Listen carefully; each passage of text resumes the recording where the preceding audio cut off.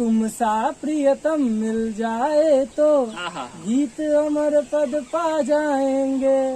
यदि स्वप्न में दिख जाओ तुम भवसागर से तर जाएंगे। रंगी दुनिया हर रोज सवेरा होने में एक सवेरा रंग मेरा, फिर लोग मुझे क्यों याद करें।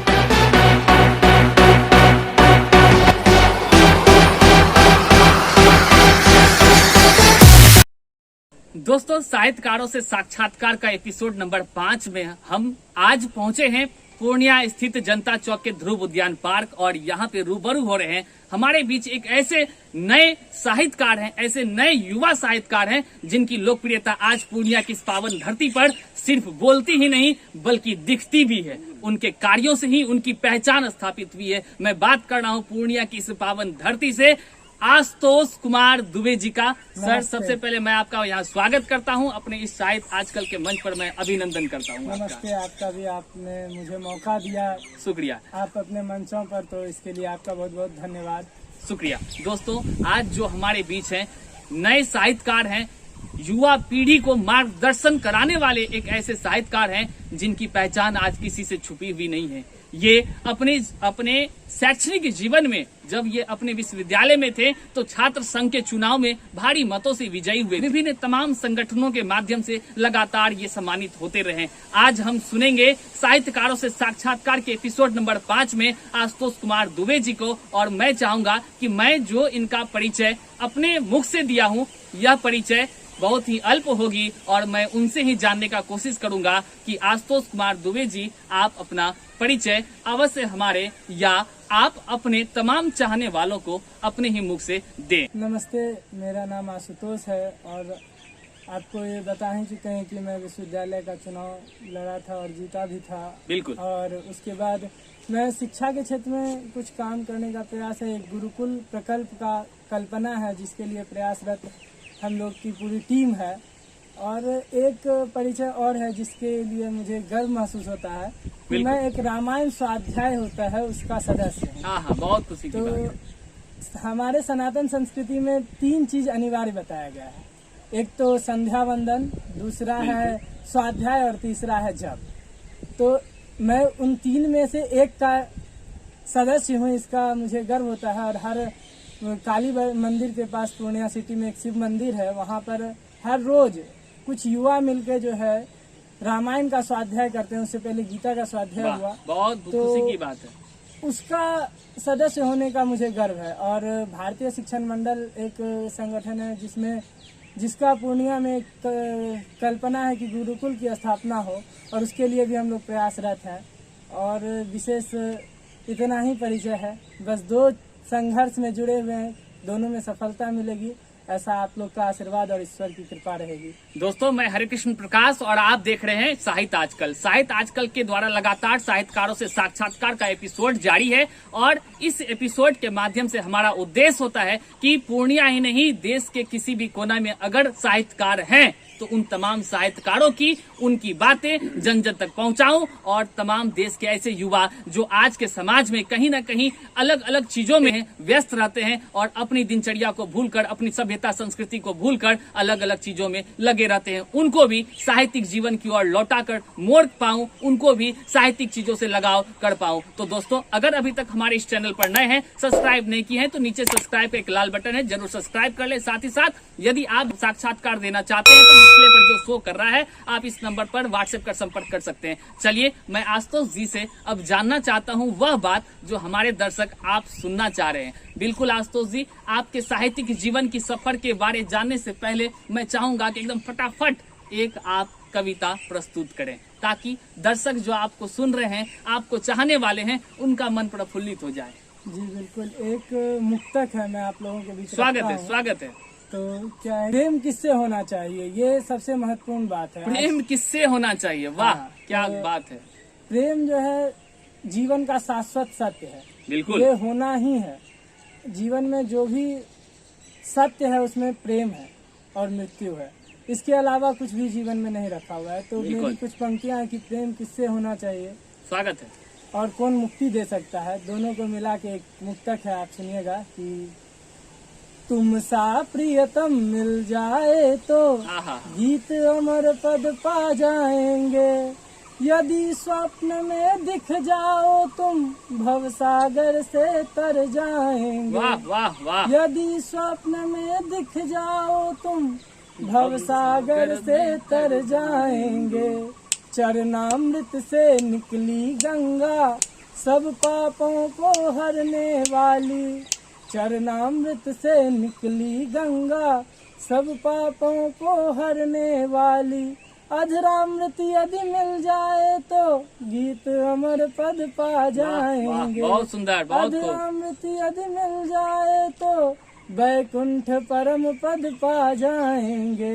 बहुत सुंदर, बहुत सुंदर। आपने इतना सुंदर प्रस्तुति दिया है कि प्रेममय जो संसार है, इस संसार में कहते हैं कि प्रेम के बिना कुछ भी संभव नहीं है। आपने उसको परिभाषित करने का काम किया है और आपके द्वारा इतनी बेहतरीन प्रस्तुति के लिए मैं आपको बधाई देता हूं। साथ ही साथ यदि आपको पसंद आए तो आप जरूर टिप्पणी कीजिएगा। दोस्तों, अगर आप नए युवा साहित्यकारों को प्रोत्साहित नहीं करेंगे तो आप सिर्फ बड़े साहित्यकारों पर टिप्पणी करेंगे। तो दोस्तों, कहिए कि आज के समाज में जो अपने समाज में रहते हुए भी लेकिन अपनी साहित्यिक गतिविधियों में अपना समय लगाते हैं, वो कैसे प्रोत्साहित होंगे। तो दोस्तों, निवेदन है आप जरूर कमेंट कर इनका उत्साहवर्धन करें।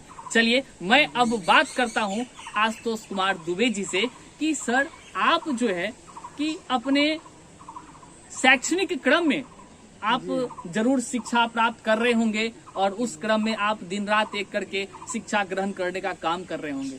वहीं पर आपकी रुचि आखिर साहित्य की ओर कब से प्रारंभ हुई, या आप ऐसा कह सकते हैं सटीक शब्दों में अगर मैं बात करूं तो मैं पूछना चाहता हूं कि आपके अंदर साहित्य के प्रति रुचि कब से उत्पन्न हुई, आप हमारे दर्शकों को जरूर बताएं। जी, अगर साहित्य के प्रति रुचि की बात करें तो अभी मैंने कुछ परिचय में बताया था भारतीय शिक्षण मंडल, इसका गुरुकुल प्रकल्प का जब हम लोग के साथ बैठक होता था तो इसमें बड़े बड़े लोग आते थे बैठक के लिए। कोई किसी स्कूल के प्रिंसिपल हैं, कोई डॉक्टर हैं, कोई बड़े व्यापारी हैं। उसके बीच में लगभग तभी 12वीं कक्षा में पढ़ता था और या कभी तुरंत पास ही हुआ था।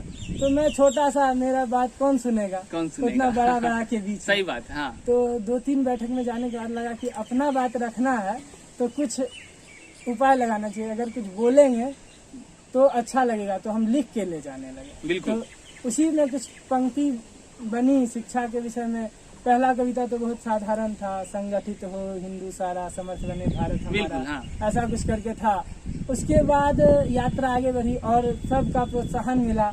वहाँ पे जितने लोग बड़े बड़े लोग थे जो वो प्रोत्साहित किए तो मुझे अच्छा लगा। जो वार्षिक अधिवेशन था उसमें हमको बोलने का मौका मिला और पीछे में मंच पर बड़े बड़े लोग जिस स्कूल कॉलेज में पढ़ते थे उनके प्रोफेसर थे जिनसे आंख नहीं मिला पाते थे, और बड़े व्यापारी थे, बड़े डॉक्टर थे। तो उस जगह पे जब हमको कविता गाने का मौका मिला बस शब्द के माध्यम से, बिल्कुल, तो लगा ये काम बहुत अच्छा है। तो जैसा कि आपने आशुतोष भाई से आपने सुना कि जब ये बड़े बड़े बैठक में जाते थे तो वहाँ पे बड़े बड़े साहित्यकार लोग आते थे, तो इनके भी अंदर सृजन की शक्ति उत्पन्न हो गई और ये भी अपने मन की भावों को शब्दों में पिरोकर आप तमाम जनमानस के लिए, भारतीय सभ्यता संस्कृति के विकास के लिए, अपनी नई कीर्तिमान स्थापित करने के लिए साहित्य की राह को अपना लिया। और एक ना एक दिन ऐसा भी समय आया जब ये अपनी प्रस्तुति दे रहे थे और उसके पीछे मंच पर कई बड़े बड़े वरिष्ठ लोग बैठे हुए थे। बहुत ही खुशी की बात है। जैसा कि दोस्तों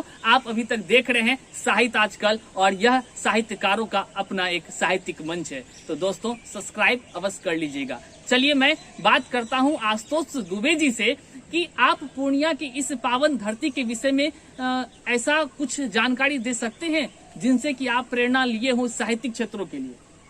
पूर्णिया साहित्य की धरती है, हम लोग सब जानते हैं। रेणु जी का यहाँ जन्म हुआ है। रामधारी सिंह दिनकर जो रश्मि रति की बात कर रहे हैं, रश्मि रति की रचना हमारे, मैं जिस कॉलेज में महाविद्यालय में पढ़ता था उस महाविद्यालय में वो बैठकर उसी लाइब्रेरी में बैठकर रश्मि रति लिखे हैं।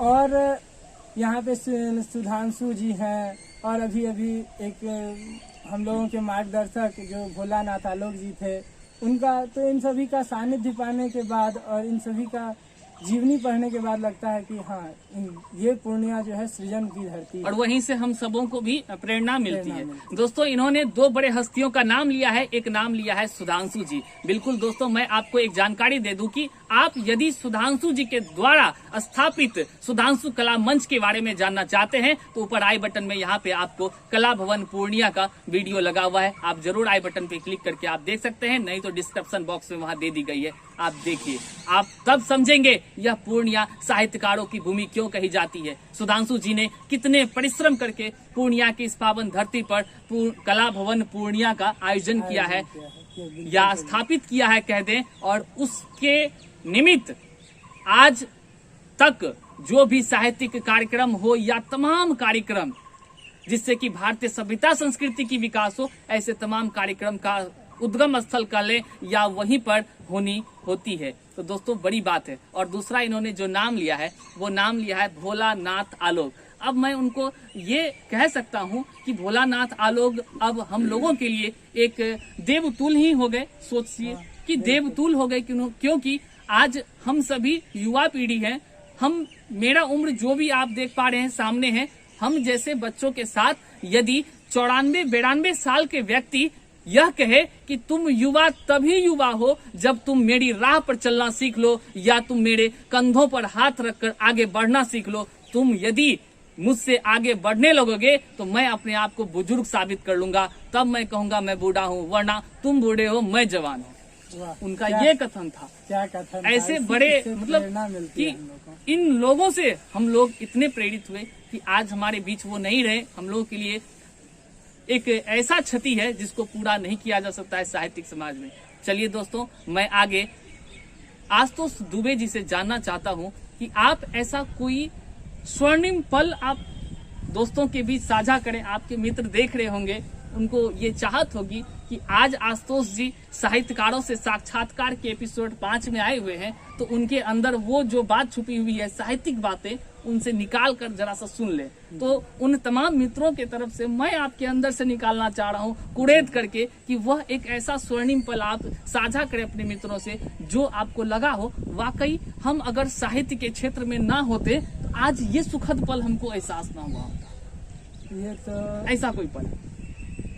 ऐसा पल एक ही बार अभी तक तो, जैसे बहुत कवि सम्मेलन में मेरा जाना नहीं होता है जी, मैं खुद लिख के अपने साथ इसको बांट लेता हूँ, लेकिन एक बात मेरे मन में रहता है साहित्यकार होने का कि आप जिस पल को जीते हो उसको आप अपने शब्दों में पिरो सकते हो। बिल्कुल जी, मैंने एक बार एक प्रसंग आया था, मैं एक कवि सम्मेलन में गया हुआ था। बिल्कुल। तो मुझसे पहले जो कवि थे वो अपनी कविता कहे, उनका विचार और मेरा विचार दोनों अलग अलग था। अलग अलग, बिल्कुल। हाँ। तो उनका कविता सुनने के बाद मैं भी अपना कविता सुनाया। एक कविता है मेरी, वो है कि राजनेता नहीं हमें क्रांतिकारी चाहिए, आजाद के सपनों की आजादी हमें चाहिए।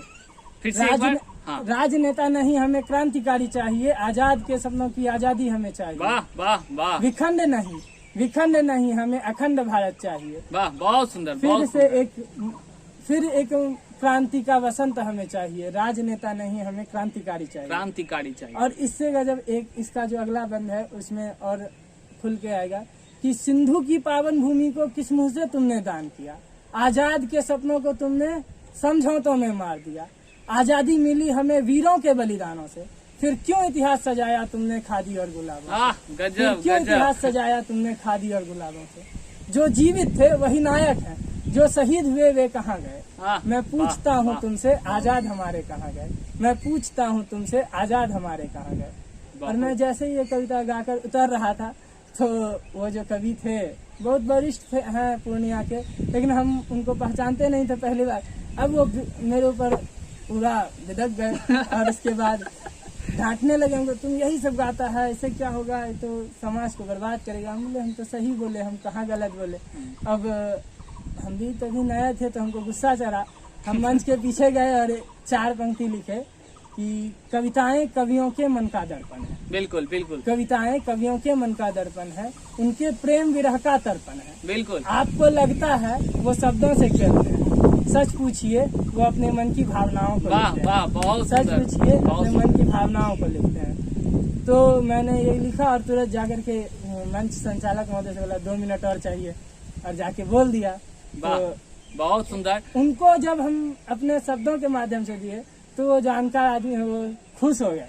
वाह, बहुत ही उनको गुस्सा नहीं चढ़ा दिया कि हम उनको पलट के जवाब दिए। तो आप इसमें जवाब भी दे देंगे और सामने वाला गुस्सा आएगा भी नहीं, सबसे बड़ा फायदा ये है। मतलब दोस्तों कि आप अभी सुने आशुतोष जी से, इन्होंने, मैंने पूछा था एक स्वर्णिम पल आप बताइए, इनका स्वर्णिम पल जो इन्होंने साझा किया आपके साथ, वो बड़ा असमंजस होते हुए, असमंजस के दौर से गुजरते हुए, मतलब हो सकता था कि यदि उस जगह पर आप होते तो वहाँ पे 2-4 हो ही जाता। लेकिन क्या कीजिएगा, साहित्यकारों का स्वर्णिम पल ऐसा ही होता है कि अपनी बातों को किस प्रकार रख दें। तो चलिए हम जानना चाहते हैं कि आशुतोष दुबे जी एक शानदार सा कविता फिर आप प्रस्तुत करें और अपने तमाम भाइयों, अपने तमाम दर्शकों और अपने तमाम साहित्य आजकल के चाहने वालों को रूबरू कराएं। जी, मेरी एक कविता है, जब मैं मर जाऊंगा। जब मैं मर जाऊंगा, वो मैं आप लोगों के पास, इस स्वागत है, कविता में स्वागत जो मैं है, मैं, वो हम लोग आपस में अपने अपने मैं को रख सकते हैं, मैं को रख सकते ठीक ना। कि अक्सर बैठा बैठा एक ख्याल सताता है मन में, जी, जब बिल्कुल। मैं मर जाऊंगा फिर लोग मुझे क्यों याद करेंगे। जब मैं मर जाऊंगा फिर लोग मुझे क्यों याद करेंगे। मेरी कविताओं गजलों में और सलोने सपनों में, मेरी कविताओं गजलों में और सलोने सपनों में सब कुछ तो मेरा है, फिर लोग मुझे क्यों याद करेंगे। वाह वाह, बहुत सुंदर। फिर लोग मुझे क्यों याद करेंगे। इतने सितारे आकाश में, एक ध्रुव तारा बनने में। हम लोग को ध्रुव का कहानी पढ़ना चाहिए। सबसे हम लोगों के जीवन में 2-3 कहानी हमको लगता है सबको पढ़ना चाहिए। एक नचिकेता है, ध्रुव है, बिल्कुल। भक्त प्रहलाद है। इन लोगों का कहानी पढ़ना चाहिए हम लोगों को कि इतने सितारे आकाश में एक ध्रुव तारा बनने में मेरा ऐसा त्याग कहाँ है, फिर लोग मुझे क्यों याद करेंगे। फिर लोग मुझे क्यों याद करेंगे। इतनी रंग बिरंगी दुनिया, इतनी रंग बिरंगी दुनिया हर रोज सवेरा होने में, इतनी रंग बिरंगी दुनिया हर रोज सवेरा होने में, वाह, एक सवेरा रंग मेरा, फिर लोग मुझे क्यों याद क्यों करेंगे। याद करेंगे। वाह फिर वाह, लोग मुझे क्यों याद बहुत ही करेंगे। सुंदर, बहुत ही अपने सुंदर। अपनी उम्मीद, अपने ख्वाब अपने आप में हूँ मैं। बिल्कुल, अपने उम्मीद, अपने ख्वाब अपने आप में हूँ मैं। दर्द औरों के देखे कहाँ, फिर लोग मुझे क्यों याद करेंगे। क्यों याद करेंगे। बहुत ही सुंदर। अभी आप सुन रहे हैं पूर्णिया सिटी स्थित एक लोकप्रिय युवा साहित्यकार आशुतोष कुमार दुबे जी को। आशुतोष कुमार दुबे जी, मैं आपसे जानना चाहता हूं कि आप साहित्य आजकल से कब जुड़े और साहित्य आजकल के विषय में आपका क्या राय है, क्योंकि वीडियो काफी लंबा ना हो जाए इसलिए संक्षिप्त में आप परिचय देंगे ताकि आपके तमाम जो चाहने वाले हैं उनको ये पता लग जाए कि आखिर ये साहित्य आजकल है क्या और साहित्य आजकल क्या काम कर रही है, क्यों आखिर आशुतोष दुबे जी आज यहाँ बैठे हैं। हालांकि चैनल तो बहुत सारा है, यूट्यूब तो बहुत सारा है, देश दुनिया की बातें होती ही रहती है, वहीं पे साहित्य आजकल के साथ अगर अपना कीमती समय निकाल कर आशुतोष कुमार दुबे जी पहुंचे हैं तो उनका क्या उद्देश्य है। साहित्य आजकल से लगभग 2 साल पहले जानकारी साहित्य आजकल की हुई। जी, कोरोना के समय जब ज्यादा समय यूट्यूब पे बीतता था, फेसबुक पे बीतता था, बिल्कुल। उसी समय जब फेसबुक पर स्क्रॉल करते हुए आपका आया साहित्य आजकल। उसके बाद उसके प्रोफाइल में जाने के बाद पता चला पूर्णिया का है, तो फिर फ्रेंड रिक्वेस्ट आया। फिर उसके बाद पता चला आपका है। अच्छा अच्छा। और आपसे तो फिर पहले से भी मुलाकात था, विद्यार्थी परिषद में थे तभी मुलाकात जी। हुआ था। और फिर आपका नंबर मिला वहीं से। फिर धीरे धीरे इसी प्रकार से बढ़ते रहे। फिर जब आज़ादी का अमृत महोत्सव हो रहा था तो उसमें हम आपको बुलाए भी थे। बिल्कुल, एक बिल्कुल। बार हाँ। राष्ट्रीय कवि सम्मेलन में जब हमको संयोजन का मौका मिला था, संचालन का मौका मिला था, बिल्कुल। तब मैंने आपको ऑनलाइन रूप से आमंत्रित- जुड़ने का काम हम लोग तब आपको आमंत्रित किए थे। इसी माध्यम से फिर धीरे धीरे आपसे जुड़ते रहे और इसी प्रकार से आज इंटरव्यू के सेशन में हम लोग आ चुके हैं। बिल्कुल, ये इन्होंने जो बातें कहा ना दोस्तों, मेरे दिल को द्रवित कर गया। अब आप सोच रहे होंगे कि इस खुशी वाले पल में मैं द्रवित होने वाला पल की बात कहाँ से शेयर कर रही हूँ। अगर आप बात करेंगे हमारे फ्रेंड लिस्ट का तो शायद ही कोई हो पूर्णिया का जो हम लोगों को नहीं जान रहा हो या सोशल साइट से ना जुड़ा हो, लेकिन वहीं पे एक ऐसे व्यक्ति जो स्क्रॉल करते हुए हमें देखें या अपने भाई समान को व्यक्ति को देखें और इनके अंदर साहित्यिक गतिविधि उत्पन्न हुई होगी, तभी ये साहित्य आजकल से जुड़े। अर्थात साहित्य आजकल के तमाम दर्शक कहीं ना कहीं आपके अंदर साहित्यकारों की भूमिका है। आप भी उठिए, अपनी कलम को उठाइए और लिख डालिए जो आपके मनों में आती है। एक मैं सुनना चाहूंगा आशुतोष जी आपसे कि अंतिम पंक्ति या अंतिम कविता जो आपके दर्शक चाह रहे हैं सुनने के लिए, ललायित हैं, और आप भी सुनाने के लिए मन से एक शानदार सुना दें। और इन्हीं के साथ हम अंतिम इनकी कविता को सुन रहे हैं। आप दोस्तों नए हैं तो सब्सक्राइब करते हुए उत्साहवर्धन स्वरूप टिप्पणी जरूर कीजिएगा। नहीं कर रहे हैं, गलत बात है, कीजिएगा भाई साहब। चलिए प्रस्तुत कीजिए सर। कवि क्या होता है, आपको एक कविता के माध्यम से आपको जोड़ते हैं हाँ। कि कवि कैसे देखता है। जैसे पहले भी एक प्रश्न था इनका कि आप पूर्णिया के नज़ारे में क्या देखे, तो मैं अपने घर में एक अनुभव किया था और उसके बाद कुछ पंक्तियां बनी थी, वो मैं आप लोगों के सामने देता स्वागत है, स्वागत है। कि एक समय था मेरे घर में बहुत सारे गाछ हैं, तुलसी के गाछ बहुत सारे लगे हुए थे। बिल्कुल। तो एक गमला का गाछ जो है कोई उखाड़ के कोई बच्चा उसको फेंक दिया। 2 दिन वैसे रहा, वो सूखने पे था। बिल्कुल। ठीक।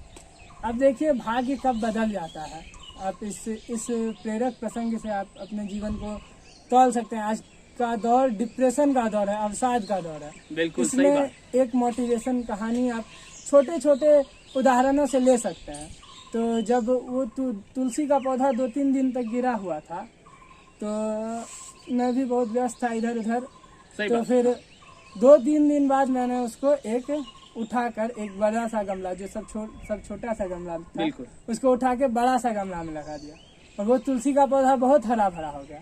फिर हमारे घर में हिंदू धर्म में जो है भागवत कथा का बहुत अधिक महत्व है। हाँ, भागवत महापुराण मेरे घर के पास में हो रहा था, तो वहाँ पर जो है भागवत कथा से याद आया, देवी चित्रलेखा ऐसा आई थी ना। हाँ, आपके ही क्षेत्र में शायद। हाँ, बिल्कुल। लेकिन तो वहाँ क्या हुआ कि वो तुलसी का पौधा जो मर रहा था उसको उठा के भागवत वाले मंच पर उसको मौका मिला। ठीक, वो पौधा वहाँ रहा। उसके बाद वहाँ से आने के बाद मेरे घर में ठाकुर जी हैं, उनका रोज पूजा होता है। सबसे अधिक तुलसी पत्ता उसी पौधा का भगवान को चढ़ा। वाह वाह। तो अब सौभाग्य उस तुलसी गाछ का क्या था कि वो मरने पर था, लेकिन फिर जीवित हुआ और जीवित होने के बाद बहुत फला फूला और सबसे अधिक ठाकुर जी पे चढ़ा, भागवत कथा के मंच पर पहुंचा। तो इसी से मेरा एक पंक्ति 2-4 पंक्ति जन्म लिया था और वो मैं करता हूँ कि सबका अपना अफसाना है, सबके अपने तराने को, सबका अपना अफसाना है, सबके अपने तराने हैं, सबकी अपनी पीड़ा है और सबके अपने आंसू हैं। बिल्कुल, सबके अपने आंसू हैं। सबके अपने आंसू हैं। इन आंसू को मोती समझे कोई एक कबीरा है, कोई एक मीरा है। इस आंसू को मोती समझे कोई एक कबीरा है, कोई एक मीरा है। चलते चलते आशुतोष जी, आप अपने दोस्तों से क्या साझा करना चाहेंगे? आप उनको क्या विचार देना चाहेंगे या उनसे क्या कहना चाहेंगे? अंतिम संवाद प्रेषित करें। मैं अपने दोस्तों से यही अपेक्षा करता हूँ कि आप जो है कविताओं को सुनिए, नागार्जुन को सुनिए। सबसे बिहार के कवि हैं नागार्जुन, उनको सुनिए। अभी वर्तमान युग में डॉक्टर कुमार विश्वास जी हैं, जिनको मैं बहुत सुनता हूँ। आप उनको सुनिए, उनके अपने अपने राम को सुनिए। उनका अपने अपने राम अपने आप में बहुत विशाल दर्शन है, उनको सुनिए। आप अमन अक्षर के राम गीत, सीता गीत को सुन सकते हैं। बिल्कुल बिल्कुल। आप जो YouTube और Facebook पर टाइम बिताते हैं उसका सदुपयोग कर सकते हैं इन सब बातों। आपके अंदर जो है आत्मविश्वास जो जागेगा वो बहुत दूर तक आपको ले जाएगा। बिल्कुल बिल्कुल, बहुत बहुत धन्यवाद। आपने आत्मविश्वास को जागृत करने हेतु तमाम अपने चाहने वालों को जो संवाद प्रेषित किया है, कहीं न कहीं यह उत्कृष्टता और आपके बड़प्पन का ये पहचान साबित होगा। आने वाले दिन आपके स्वर्णिम होंगे। जी बिल्कुल, आप कुछ कहना चाहते हैं? अंतिम में मैं हरे कृष्ण जी को धन्यवाद देना चाहता हूँ। शुक्रिया। और वो जो काम कर रहे हैं साहित्य आजकल के माध्यम से, ये बहुत प्रेरणादायी है। आप नए नए नव अंकुरों को मौका देते हैं। हम जैसे नव अंकुर छात्र जो साहित्य में हैं, जिनको व्याकरण का कुछ पता नहीं है, मैं सच बोलूं तो मुझे व्याकरण कुछ नहीं आता है, जो टूटा फूटा जोड़ के बन जाता है कविता वही है। तो उनको आप मंच दे रहे हैं, उनका साक्षात्कार कर रहे हैं, इसके लिए मैं आपको धन्यवाद देता हूं। और जितने भी मेरे दोस्त हैं और मेरे शुभचिंतक हैं, उनको मैं कहूँगा कि आप इस साहित्य आजकल को जरूर सब्सक्राइब कीजिए।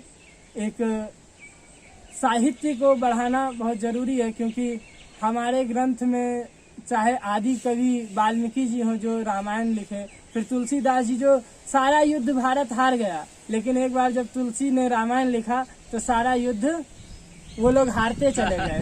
फिर उसके बाद वो काशी तोड़ दिए, मथुरा, अयोध्या सब तोड़ देने के बाद भी हिंदू समाज आज जीवित है, तो वो एकमात्र पोथी के कारण है। तो साहित्य बहुत मजबूत है और संभाषण मतलब भावना है, तो इसको आप आगे बढ़ाइए, मेरी शुभकामना है। बिल्कुल बिल्कुल। और आशुतोष जी, तमाम दर्शकों के साथ मैं आपको ये विश्वास दिलाता हूँ कि आप जैसे अगर युवा पीढ़ी इस समाज में है ना, तो समाज में दोस्तों भारतीय सभ्यता संस्कृति की हनन हो ही नहीं सकती है। और उनको हनन होता देख एक साहित्य कभी चुप रह नहीं सकती है। और उनको जागृत करने वाले आप जैसे तमाम युवा साहित्यकार यहाँ मौजूद हैं। हालांकि मैं भी अपनी साहित्यिक गतिविधियों में होता हूँ, परंतु दैनिक दिनचर्या इतनी व्यस्तता होती है कि मैं अपने अपने समय में अपनी बातें प्रेषित करता हूँ। अभी आप देख रहे थे पूर्णिया के लोकप्रिय युवा साहित्यकार आदरणीय आशुतोष कुमार दुबे जी। दोस्तों, आज के सफर को यहीं पे विराम करते हैं। हम सभी आपसे अलविदा लेना चाहेंगे। मिलते हैं फिर एक नए साहित्यकारों से साक्षात्कार के एपिसोड में। जल्द ही आपसे रूबरू होते हैं। नमस्कार। धन्यवाद। नमस्कार।